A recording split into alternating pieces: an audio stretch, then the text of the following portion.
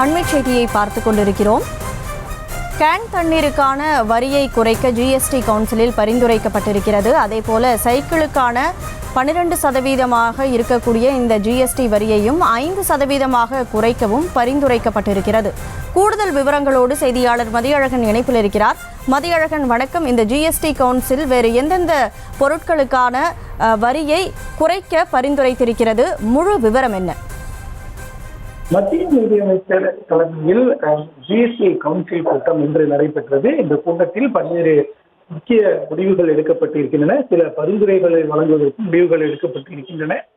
அதன்படி 20 லிட்டர் தண்ணீர் can தண்ணீருக்கான GST வரியை குறைக்குமாறு ஜிஎஸ்டி கவுன்சில் பரிந்துரை செய்திருக்கிறது. தற்பொழுது 18% இருக்கக்கூடிய கேன் தண்ணீருக்கான வரியை 5% குறைப்பதற்கு ஜிஎஸ்டி கவுன்சில் பரிந்துரை செய்திருக்கிறது. அதே போல 10,000 ரூபாய்க்கு குறைவான விலையுடைய சைக்கிள்களினுடைய வரியை குறைப்பதற்கும் பரிந்துரை செய்யப்பட்டிருக்கு. அதாவது 12% இருக்கக்கூடிய 10,000 ரூபாய்க்கு மேலான சைக்கிளினுடைய வரியை 5% குறைப்பதற்கும் ஜிஎஸ்டி கவுன்சில் பரிந்துரை செய்திருக்கிறது.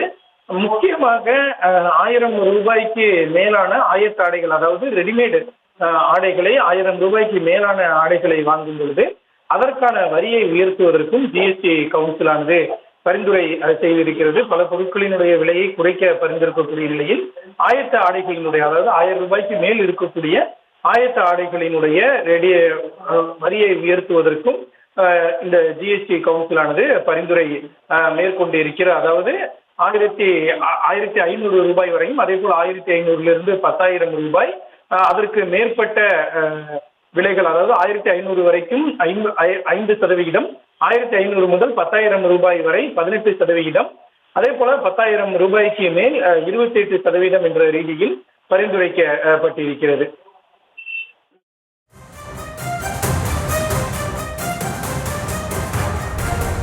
கூடுதல் விவரங்களுக்கு நன்றி மதியழகன்.